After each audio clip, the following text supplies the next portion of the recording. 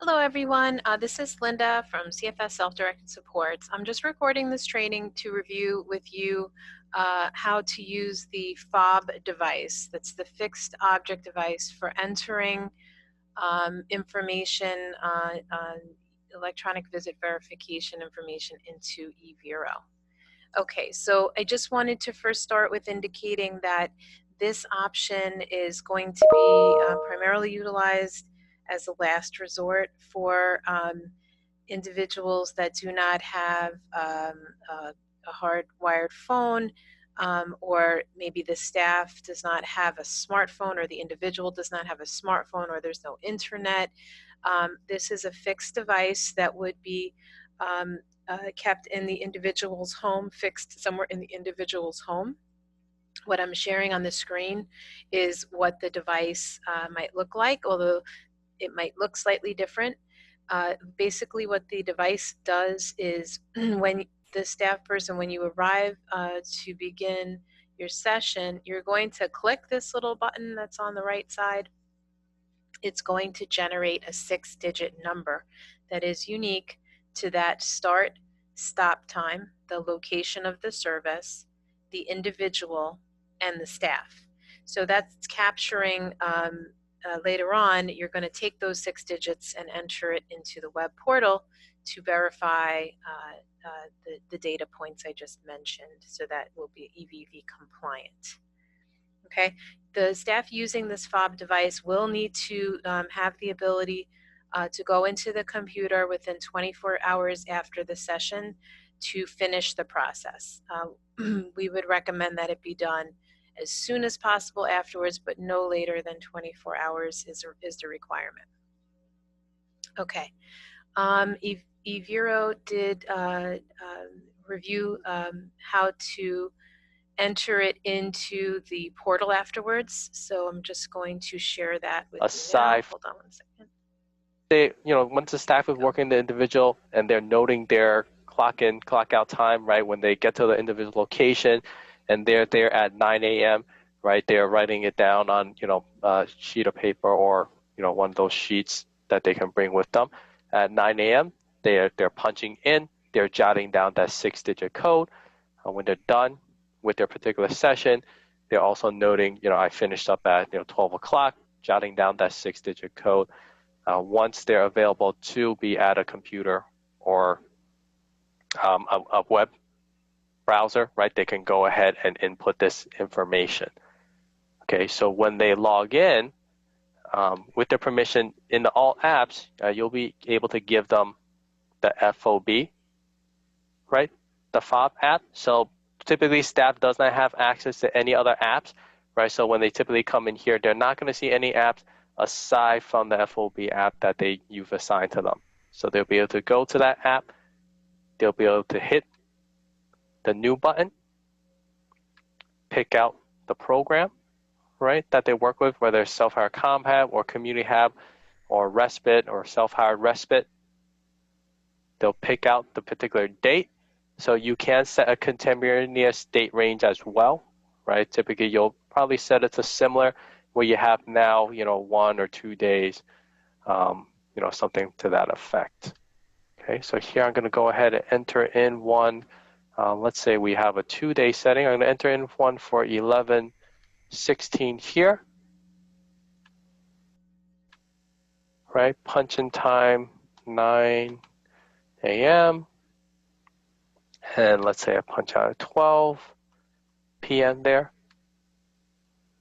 I'm going to add the individual that I am working with.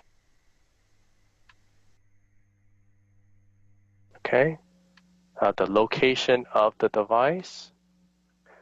And I'm going to put in my code there that I have.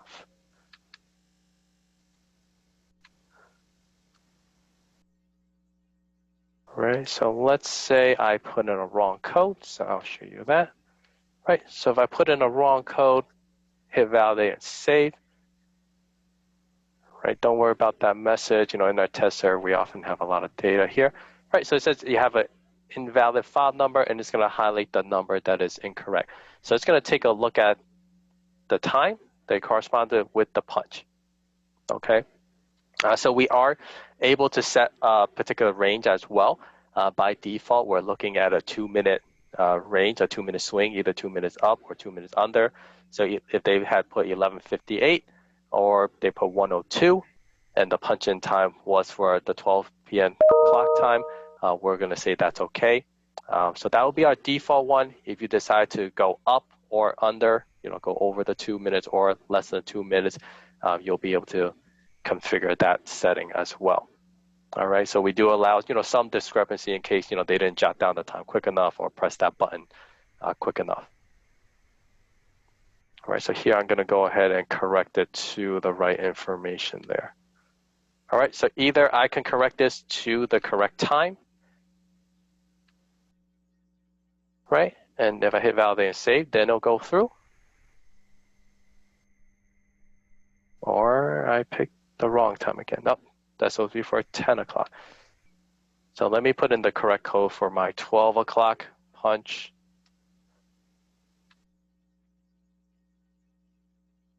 Right, if that information is correct, it's going to go ahead and let me save successfully.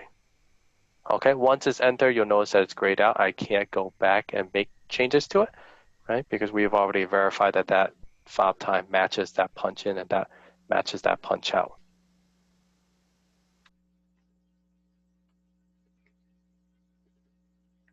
Okay, so this one I picked respite. Status completed because there's no service document need to be done. Let me do a community hub one and show you how they're going to put in that service documentation there. So let's do community hub. Let's do it for the day after.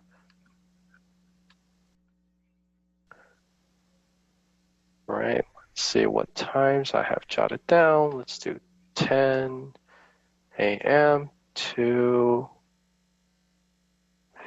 3 p.m.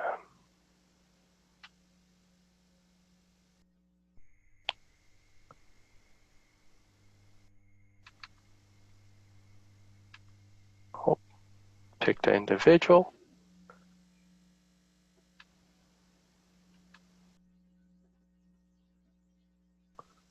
Right, so at this point, I can document the services as well.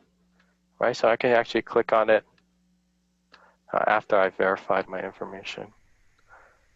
10 to 3.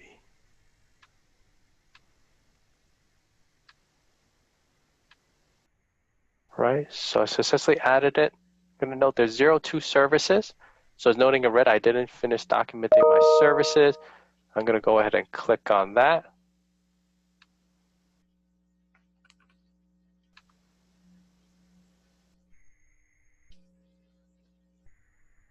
Right, I'm going to see the lines of service on that particular plan. And I'm going to go ahead and hit view. Right, so it looks very similar to in the app, or you may have noticed in your roster screen where you see the same information, the service, the methods, right? The staff's going to get to see all the information that they normally get to see. They're going to go ahead and fill in the individual response here. How many prompts of each particular type they utilized, right? Then comments like they normally do.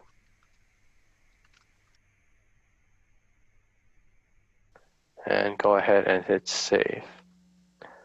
Right, they can, same thing, they can view, come back and edit, or they can add additional notes to another service.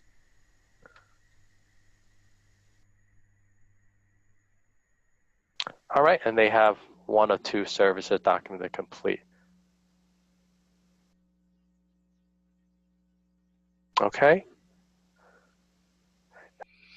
Okay, so just to summarize, so for individuals, again, mainly it's staff will use the fob. We will work with the individuals and families who, might not have a landline phone, or staff doesn't have a mobile device, the individual doesn't have a mobile device, or there's no internet. So this would be like a last resort option. We would work to get the fob device ordered and sent over to the family home.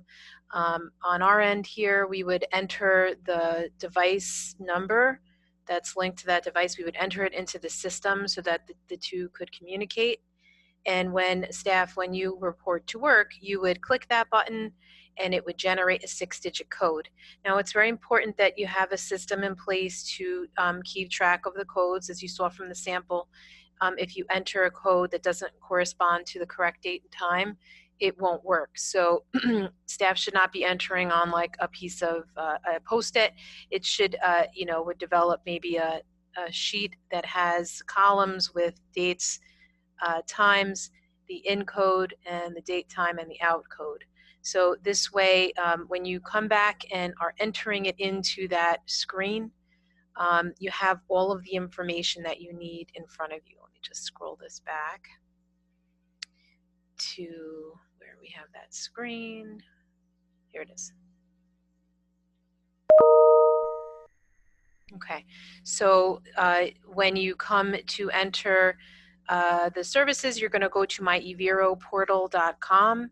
There's going to be a new app for you that we will assign to you, and it will be FOB. You would click on FOB and a new session. Up at the top right, you'd see like the plus sign with new, and this screen will populate. You'll select the program, you'll put the punch-in date and time in, and the punch-in date and time out. And again, as was mentioned, there's a 2-minute swing. So if on your clock it shows 10 o'clock, but maybe the EVERO clock or whatever has 10:01, you'll be fine to enter that. It will accept that. So you do have to make sure you keep track of that. In addition, we are going to store in our system the location. So if the fob device is located at the individual's home where it should be, then you will be able to select the home as that's the information that we will have plugged in. At the bottom, you're going to put in the in fob number, the 6-digit number, and for the out, you're going to put the out. And as he showed to you, for Community Hub, if it was respite, that's all that you need to do. For Community Hub, you're going to add that little plus to add the services, so the little red plus, and pick the person's name, and you'll be able to do like how you do it in the portal, where you can add the services right in here. So this information for staff using the fob, you need to be able to enter this soon after the service is started, once you can get to a computer, and then you have to also you will have at a minimum required to be entered within 24 hours. Okay, again, if you have any questions, please let us know. Thanks.